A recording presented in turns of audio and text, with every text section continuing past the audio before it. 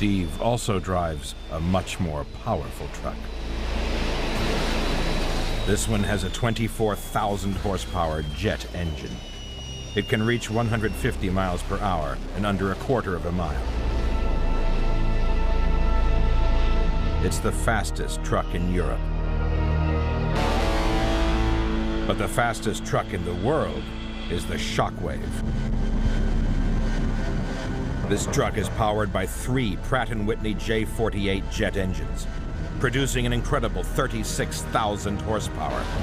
At full thrust, they develop 4 times more power than an F-14 jet fighter.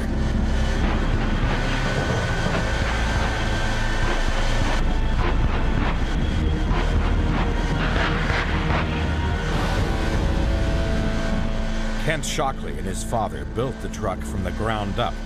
Any other truck would simply disintegrate under the pressure.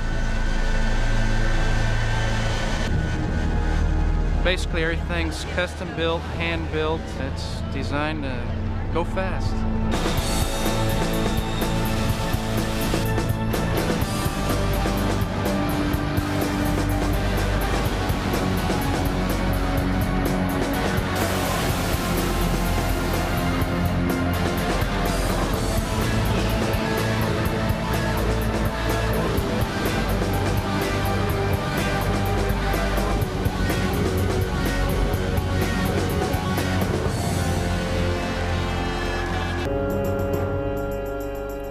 The vehicles were standard road trucks, but fitted with specially designed tires and a separate heater to prevent the diesel from freezing.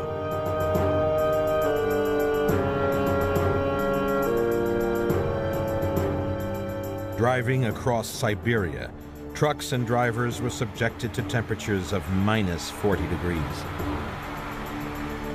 It was an epic test of both human and mechanical endurance.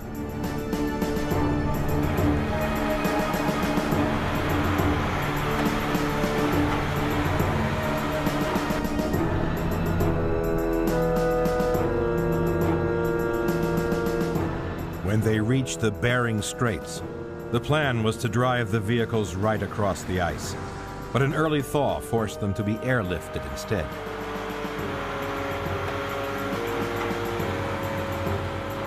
The second half of their journey took them across the Arctic, proving that these trucks were capable of enduring the harshest conditions on Earth.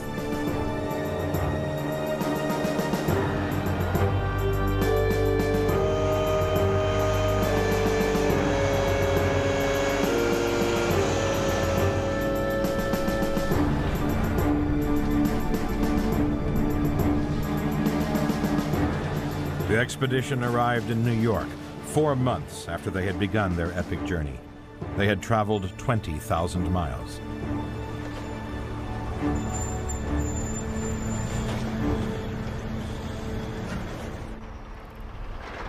In Australia, trucks have to travel long distances across rough country on a daily basis. In the outback, the towns are so far apart, they use a special kind of truck. Several trailers are joined together to make one long road train.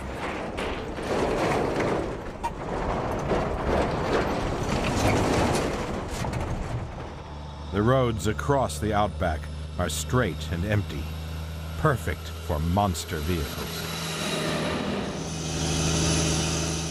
Here there are few railroads, and only these giant trucks visit the remote mines and farms. Valuable resources are carried by road train from the center of the country to the more populated cities on the coast.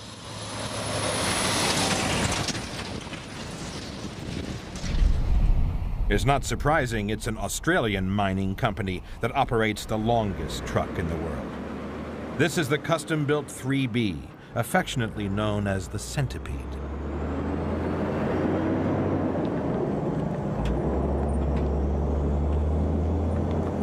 It's a 205-ton, 160-foot-long rig.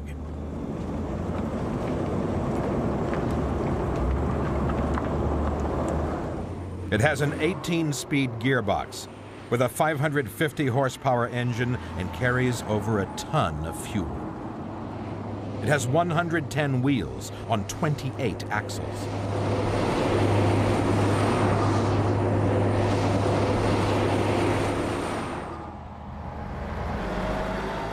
The Centipede transports zinc ore from a mine in the Northern Territories to a port hundreds of miles away. It works 24 hours a day, 7 days a week. And in 1 year, it can haul 250,000 tons of ore.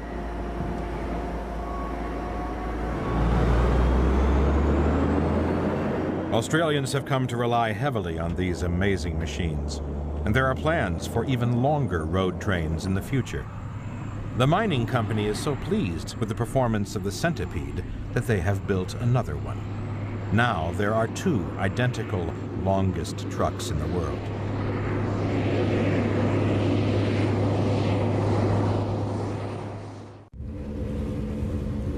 But a truck doesn't have to be long to carry large loads. This building weighs 1,790 tons and is 75 feet high. It's sitting on top of one of the most unusual trucks ever built. The Mammoth Company specializes in transporting huge loads. People come and they walk next to something that we're going to move and just say, that's impossible, can't be done, but we can usually do it. They achieve the impossible by using self-propelled modular transporters. These units can be joined together in a variety of configurations, depending on the weight and size of the load. All the wheels can turn 360 degrees, together or separately, so the transporters can drive forward or backwards, sideways, diagonally, even in a circle.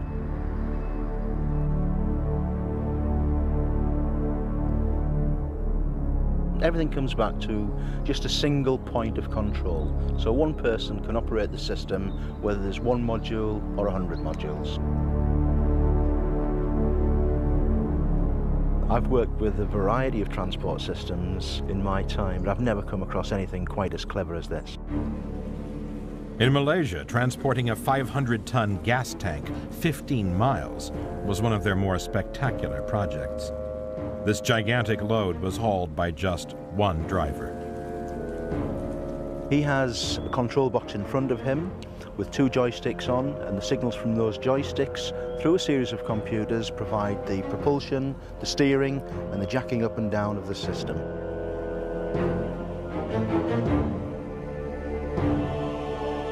It took a whole day, but the 165-foot-long tank finally reached the port where it was loaded onto a ship. This was big, but they can carry even bigger loads.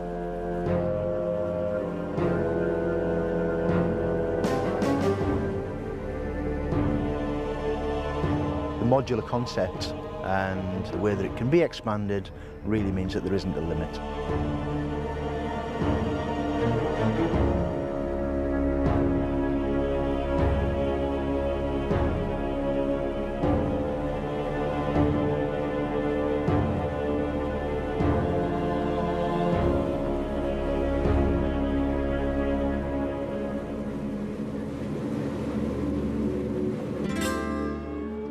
American truckers love their trucks, care for them like sweethearts, and take them to shows to show them off.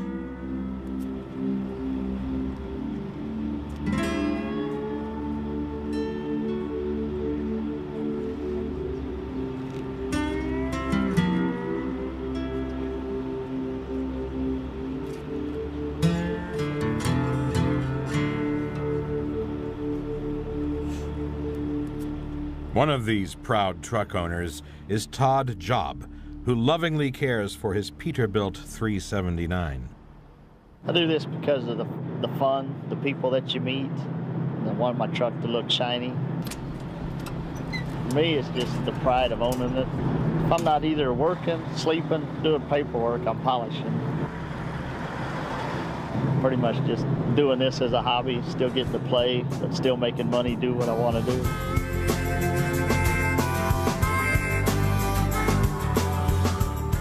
Todd hauls for a private trucking company and travels thousands of miles in his truck. What I like about trucking the most is the freedom, not somebody looking over your shoulders. You get to do what you want to do as long as you make your deliveries and pickups on time.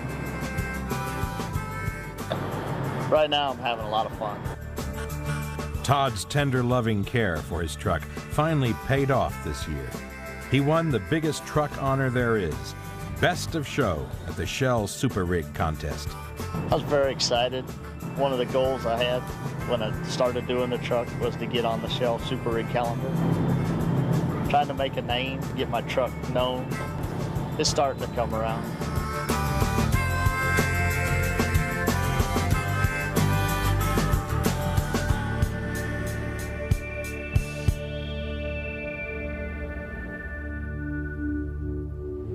Many trucks around the world are now run on diesel fuel, which provides more power and better fuel economy.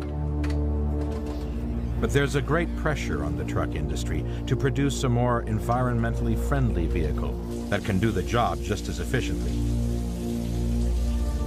Radical solutions will have to be found because it's estimated that by the year 2000, 900 billion ton miles of freight will be moved each year by trucks in the U.S. alone. One solution could be Volvo's environmental concept truck, the ECT. It has been specifically designed to minimize air pollution in cities.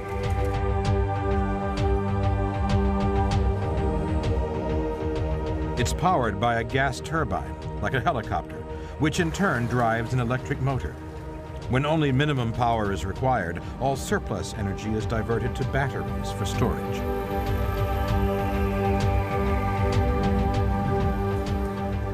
The idea is that you can run at very low emissions using the gas turbine engine pure and simple. And then when you get into the city centre, you can switch to battery mode, which of course is zero emission. This turbine is run on ethanol, but ECT could run on any liquid fuel or natural gas.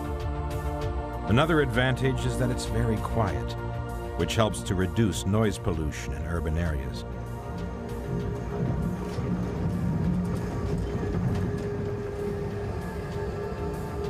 It's almost like a spacecraft, because you just get the whine of the engine going through. You don't get any of the normal noise you would expect with an engine and a gearbox from today's conventional truck.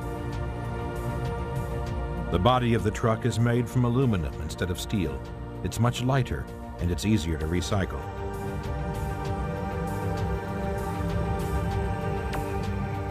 The ECT also has front and rear wheel steering, which allows for easy handling.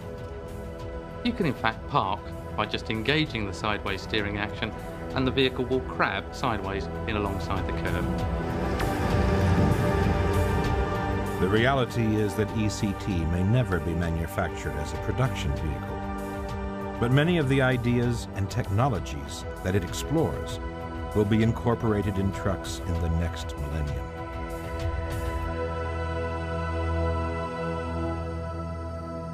Although the design of the truck may change over time, it will always be an indispensable work